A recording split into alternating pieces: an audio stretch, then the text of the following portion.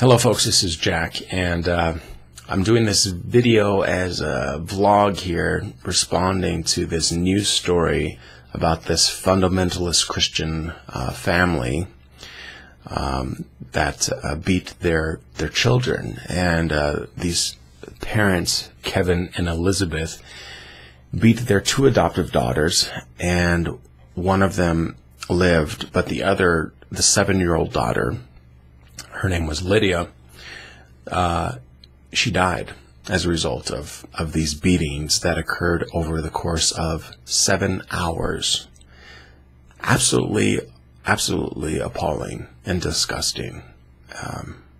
Just blows my mind reading something like this and seeing some of the pictures of Lydia's sister, who's still alive, and the welts on her legs and her back and thigh and feet. It's just absolutely disgusting.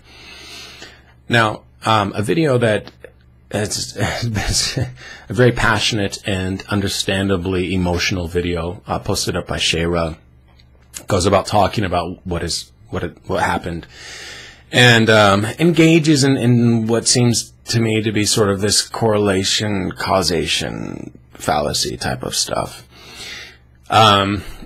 Now, I understand why Shayrah is so passionate, especially given her own story of how she was brought up and how she was beat. Now, Shayrah, when I was growing up, my mom married a guy when I was in about 6th grade, and my stepfather beat me.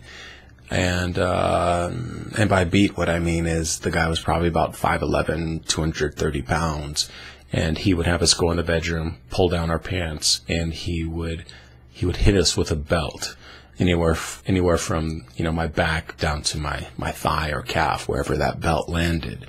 And if I moved, wherever, you know, that belt, yeah, just wherever the belt landed is where you'd get hit. It didn't matter. And I'd get, you know, 9 to 15 or so hits. Some of the most excruciating pain I've ever experienced in my life.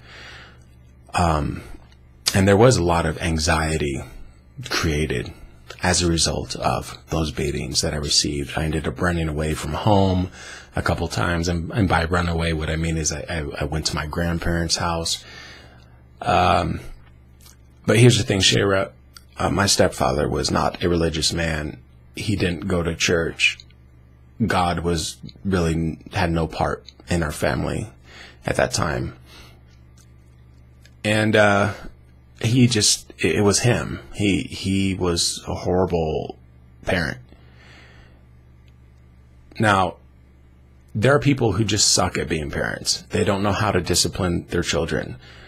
They don't know how to discipline their children using verbal methods. They don't know how to discipline their children using physical methods. They just suck at being parents. Can I envision a situation in which a parent spanks their child, and they do so in a way that is not harmful? And by harmful, what I mean is it doesn't create some permanent lasting damage on that life of the child. Yes, I can envision situations like that. Can I envision a situation in which a parent doesn't use physical discipline and they raise up children that are completely healthy and fully functional? Of course I can, and that's actually, that's the method that I advocate. But at the same time, I also believe that you can be a good parent and utilize methods of discipline like spanking, assuming certain things are taken into consideration. Parenting is very challenging, very challenging. It requires a lot of patience. And whether you beat your child or not, whether or not, well, first of all, I want to make a point here, Shayrah, because in your video, I know you blur some of these distinctions that I think people like to make.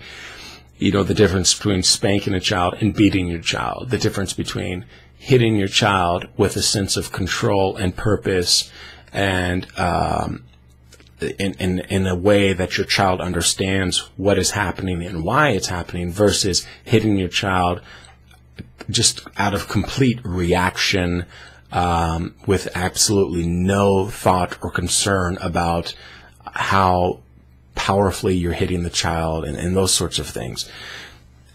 There's a difference, and that's the same way when, for example, someone can be verbally abusive to their child. And, of course, being verbally abusive to your child isn't going to kill your child. It may lead to issues, emotional issues that might cause them to consider suicide or something to that effect. But the fact is, abuse is abuse. I don't think spanking your child is in and of itself abuse. I don't think telling your child that they were wrong for doing something and grounding them to the room is abuse. But I could see how words could be used in a way that is abusive, in the same way that I could see physical discipline such as spanking can be used in a way that is abusive, that is of detriment essentially to the upbringing of that child. It really is much more about the people, the parents, and to me, not really so much about the Bible and God and Christianity. And I hope that people can see, I understand why people like to do these sorts of things, this whole sort of correlation, causation idea that people have in their mind, but hopefully we can be a little bit more critical and reasoned as we think through some of these very emotional issues, and begin to think about some of the foundational issues, and ask ourselves, as a society, do we envision, do we find situations in which physical discipline can be deemed appropriate? Now, certainly when we look at things like what police officers do, we obviously as a society understand that when you give someone enough options and you indicate to them what's going to happen if they don't listen, then despite the fact that we oftentimes will cringe at someone being tasered, nonetheless, we understand that, look, they're facing the consequences for their actions.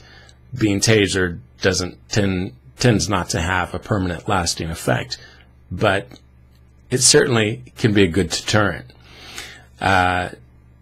Now, with a child, obviously things are different because we're talking about children. But I think there's a general idea there to perhaps for us to consider, perhaps. Anyways, I look forward to your folks' well-reasoned, courteous comments. Let's keep the issue, all right? Y'all take care. Peace.